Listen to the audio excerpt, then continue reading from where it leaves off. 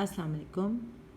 आज मैं आपके साथ डिस्कस करने जा रही हूँ विटामिन ए। जिस तरह बहुत सारे और विटामिन हैं जो कि बॉडी के लिए, बॉडी की डिफरेंट फंक्शंस के लिए बहुत ज़रूरी होते हैं, जिसमें बी कॉम्प्लेक्सेस आप सप्लीमेंट लेते हैं, आपको बहुत अच्छी तरह पता है कि कौन कौन से सप्लीमेंटल विटामिन होते हैं। इसी तरह से फ़ैट सॉल्युबल विटामिन हैं जिनमें कि विटामिन ए बहुत अहम है। आपने अक्सर सुना होगा कि भाई गाजर खाओ और ये कलर फूड खाओ तो आंखें तेज़ हो जाती हैं और आंखें रोशन हो जाती हैं। असल में विटामिन ए जो है वो आँखों के लिए ही इम्पॉर्टेंट है, बट किस लिहाज से इम्पॉर्टेंट है वो आज मैं आपको बताऊंगी कि विटामिन ए जो है वो सिर्फ आँखों को तेज़ करना ये उसका काम नहीं होता, बल्कि वो आपको नाइट के टाइम पर विज़न देता है। जब अंधेरा होता है, जब हम डार्क में होते हैं, जब हमें कहीं कुछ चीज़ नज़र ना आए, तो वो क्या चीज़ है जो हमें हेल्प करती है कि हम जो है विजुलाइज़ करें और हम आराम से उस अंधेरे में भी देख सकें। तो वो बेसिकली होता है विटामिन ए। विटामिन ए जो है ये आपको बड़ी आराम से बहुत सारे फूड्स में मिल जाएगा। स्पेसिफ़िकली जो इसका एक्टिव फॉर्म है वो हमें मिलता है एनिमल सोर्स से, एनिमल फैट से मिलता है। एनिमल फैट से मुराद है कि मीन्स एनिमल लिवर से हमें आराम से मिल जाता है। कॉड फिश लिवर ऑयल जो है इसमें इसकी सफिशेंट क्वांटिटी या सफिशेंट अमाउंट मौजूद होता है। इसके अलावा इसकी एक्टिव फॉर्म तो नहीं, जो इसकी एक्टिव फॉर्म है उसे रेटिनॉल कहते हैं। चूँकि कि रेटिना में होता है तो इसका नाम उसी लिहाज से रेटिन दिया गया, और ओल इसलिए लगाया कि इसके एंड में केमिकल स्ट्रक्चर अगर इसका देखें तो इसके केमिकल स्ट्रक्चर में इसका एक फंक्शनल ग्रुप होता है। वो फंक्शनल ग्रुप उसमें OH हाइड्रोक्सिल ग्रुप लगा हुआ होता है। फॉर एग्ज़ाम्पल मैं आपको यहाँ स्क्रीन पे आपको पता चल जाएगा कि ये किस तरह से, ये देखिए यहाँ पर इसमें रेटिनॉल ये हाइड्रोक्सिल ग्रुप है। इसके अलावा रेटिनाल है अगर इसमें एल्डिहाइडिक ग्रुप है। जो बच्चे केमिकल या केमिस्ट्री जानते हैं उनको बड़ी आराम से पता चल जाएगा। और रेटिनोइक एसिड ये इसकी तीसरी फॉर्म है जो कि बहुत एक्टिव होती है। तमाम इसकी प्रॉपर्टीज़ वही वाली होती हैं जो कि अमूमन विटामिन ए की, जिसको कि रेटिनॉल कहा जाता है, होती हैं। बट इसमें जो है आँख से रिलेटेड कोई भी एक्टिविटी नहीं होती। चूँकि विटामिन ए जो है वो हमारी स्किन की मीन्स स्किन की डेवलपमेंट के लिए भी बहुत अच्छा है। इस वजह से इसकी जो ये फॉर्म है रेटिनोइक एसिड, इसको यूज़ किया जाता है। अच्छा, ये आपको लास्ट में जो एक केमिकल नज़र आ रहा है ये बीटा कैरोटीन है। बीटा कैरोटीन ये वो केमिकल फॉर्म है जो कि हमें प्लांट सोर्स से मिलती है, और ये कहलाती है प्रिलिमिनरी फॉर्म। मीन्स ये एक्टिव नहीं होती बल्कि ये बॉडी में जाके एक्टिव होती है। अच्छा, विटामिन ए को इसी लिहाज से दो फॉर्म्स में डिस्ट्रीब्यूट किया गया है। एक है विटामिन A1, दूसरा है विटामिन A2 और तीसरा है विटामिन रेटिनोइक एसिड। तो इसी लिहाज से इसको डिस्ट्रीब्यूट किया जाता है। अच्छा, अब आ जाए ज़रा कि इसकी डेली रिकमेंडेड रिक्वायरमेंट हमारे पास कितनी होनी चाहिए, हम कितना विटामिन जो है वो यूज़ करें तो हमारे लिए सफिशेंट होगा। अगर आप गौर से देखें तो बच्चों में इसकी रिक्वायरमेंट डिफरेंट है। हम बड़ों की बात करते हैं, अब बड़ों में 14 से 18 साल की अगर कोई विमेन एज में आएगी तो उन्हें चाहिए होगी 2 यूनिट्स होते हैं, एक है इंटरनेशनल यूनिट और एक माइक्रोग्राम है। तो 2333 ये रिक्वायरमेंट आपको डिफरेंट बुक्स में डिफरेंट मिल जाएगी। असल में होता ये है कि हर एक चीज़ की एक अपर लिमिट होती है और एक लोअर लिमिट होती है। तो कभी कभार उसकी एवरेज निकाल कर एक एवरेज अलाउंस निकाला जाता है और कभी कभार लोअर लिमिट को ज़्यादा प्रेफरेंस दे दी जाती है। इसी तरह से अगर हम जितने भी विटामिन हैं उनको अगर हम गौर से देखें कि उनकी रिक्वायरमेंट क्या है, तो वो एज के हिसाब से वेरिएबल होती है। अमूमन जो बिल्कुल छोटे बच्चे होते हैं उनमें आप देख रहे होंगे कि उनमें रिक्वायरमेंट अच्छी खासी ही है। तो उसकी वजह ये है कि वो डेवलपमेंटल स्टेज पर होते हैं और ये विटामिन डेवलपमेंट के लिए बहुत ज़रूरी है। जैसे मैंने आपको पहले बताया कि इसकी डिफरेंट सोर्सेज हैं। इन सोर्सेज में ये एग योक में भी होता है, लेकिन हाईएस्ट कंसंट्रेशन जो है वो फ़िश लिवर ऑयल में ही होती है। ये एनिमल किंगडम में ज़्यादा होता है और इस चीज़ से कभी भी कंफ्यूज ना हो कि अगर आप कोई ऑयल यूज़ कर रहे हैं घर पे तो उसके अंदर विटामिन ए होगा, नहीं, ऐसा नहीं होता। फ़िश लिवर ऑयल हो गया, शार्क का कॉड लिवर ऑयल हो गया, एग में भी, बटर, चीज़, मिल्क में भी होगा, बट इतना क्वांटिटी का ना होगा। जबकि प्लांट्स में ये होता तो है सिर्फ उनमें जिनमें कि रेड पिगमेंट हों, कैरेट्स हैं, स्पिनच है, कॉर्न है, इसके अलावा पोटैटोज़ हैं। ये सारे फूड जो है ये रखते तो हैं विटामिन, बट इन विटामिन्स का इतना अच्छा रोल नहीं होता, मीन्स इतना ज़्यादा इफ़ेक्टिव नहीं होते। इनको बहुत ज़्यादा टाइम चाहिए होता है बॉडी में एब्जॉर्ब होने के लिए। तो सबसे बेहतर इसका जो फॉर्म है इमीडिएट रिज़ल्ट देने वाला वो है एनिमल किंगडम वाला फॉर्म।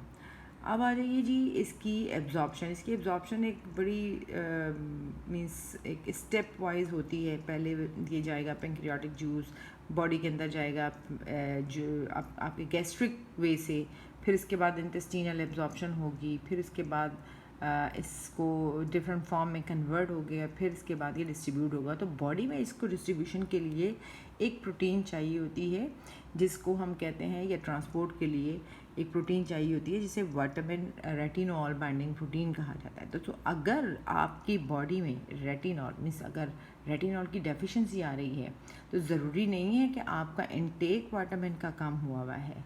ये रूल आउट करना पड़ता है कि डेफिशिएंसी किसकी वजह से है।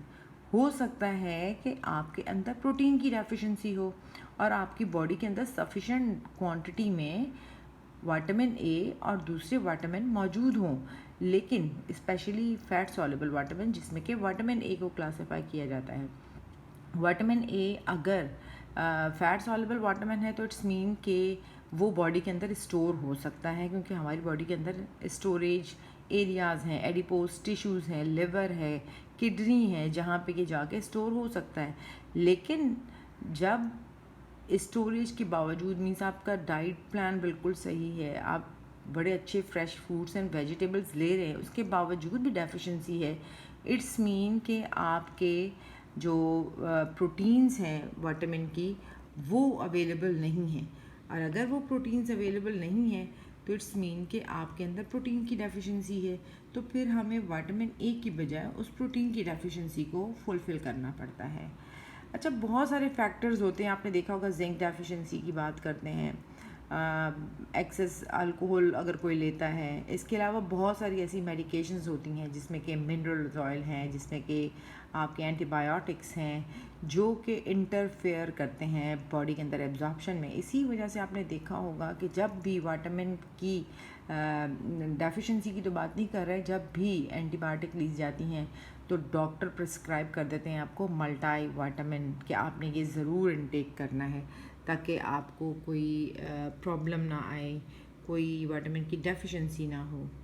अच्छा, अब इसकी डेफिशिएंसी के बहुत से कॉजेज़ हो सकते हैं। हो सकता है कि आपका इनटेक अच्छा ना हो सकता है कि आप में मैंने पहले बताया कि आपका जीआईटी का कोई प्रॉब्लम हो सकता है आपके लिवर में कोई डिसऑर्डर हो, और ये भी हो सकता है कि आपके पेंक्रियाज जो है वह इनसफिशेंट पेंक्रियाटिक जूस प्रोड्यूस कर रहे हैं, या फिर कोई शख्स अल्कोहल बहुत ज़्यादा ले रहा है, या कोई ऐसे सर्जरी हुई है कि जिसमें कि आपकी जीआईटी का कोई पोर्शन निकाल दिया गया, उसकी वजह से भी डेफिशिएंसी हो सकती है।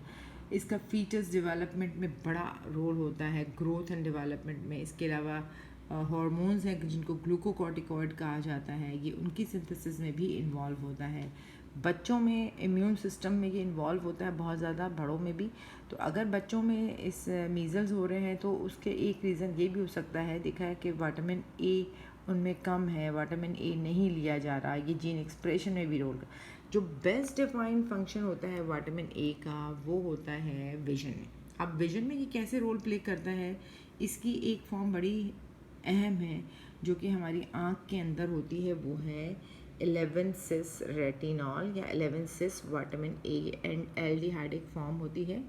और ये क्या करती है कि ये हमारे आई के अंदर, अब आपको यहाँ से पता चल जाएगा कि ये एक साइकिल चलता है।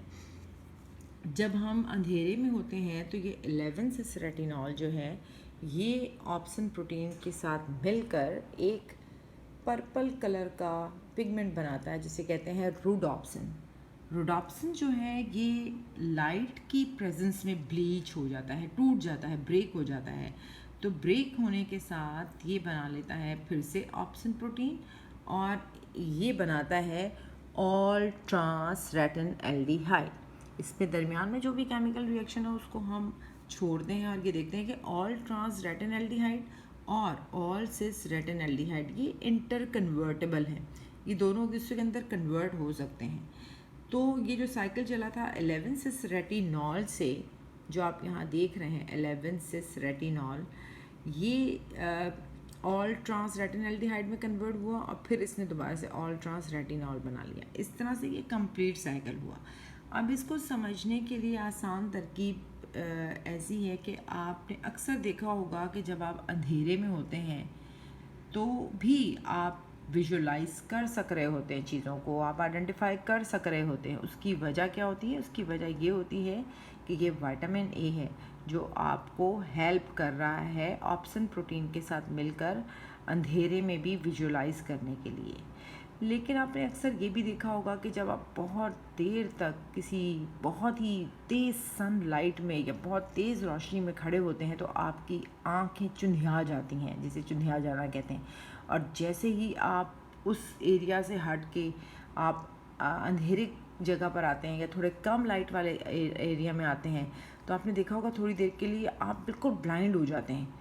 वो ब्लाइंडनेस विद इन सेकेंड में आपकी रिकवर करना शुरू हो जाती है और उसकी वजह आपका है विटामिन ए 11 सिस रेटिनॉल, जो कि एक्टिव फॉर्म है।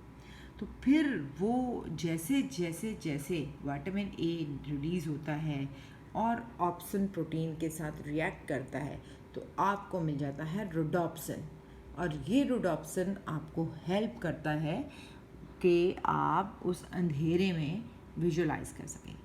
तो व्यूअर्स, आई होप कि आपको इसका रोल, विटामिन ए का रोल पसंद आया होगा कि ये किस तरह से कैसा ड्रामेटिक और कैसे मिराकुलस विटामिन है जो आपको अंधेरे में विजुलाइज कराता है। तो अपनी डाइट में विटामिन ए को इंक्लूड ज़रूर कीजिए। जैसा मैंने आपको पहले बताया कि विटामिन ए आपको ज़्यादातर मिलेगा कॉड फिश लिवर ऑयल में। फिश लिवर ऑयल की टैबलेट्स मिलती हैं। आपके अंदर डेफिशिएंसी नहीं है, आप एक हेल्दी डाइट स्टाइल में हैं, तो फिर आपको सप्लीमेंट की बिल्कुल भी ज़रूरत नहीं है। बेहतर ये होता है कि जो चीज़ आपको डाइटरी सोर्स से लेनी है तो उसको डाइटरी सोर्स पर ही रखें। लेकिन अगर डिज़ीज़ हो जाती है, डेफिशिएंसी हो जाती है, तो उसकी रिकवरी के लिए आपको सप्लीमेंटल की तरफ जाना चाहिए। अदरवाइज़ आप हर चीज़ अपनी डाइट से कंट्रोल करें। तो इंशाल्लाह फिर नेक्स्ट में मैं किसी अच्छे और ऐसे विटामिन के साथ आऊँगी जो कि हमारी डेली लाइफ में और हमारी बॉडी के लिए बहुत ज़रूरी होता है, और हम उसको इग्नोर कर रहे होते हैं और उसकी डेफिशिएंसी की वजह से हमें तरह तरह की बीमारियां हो सकती हैं। थैंक यू एंड अल्लाह हाफिज़।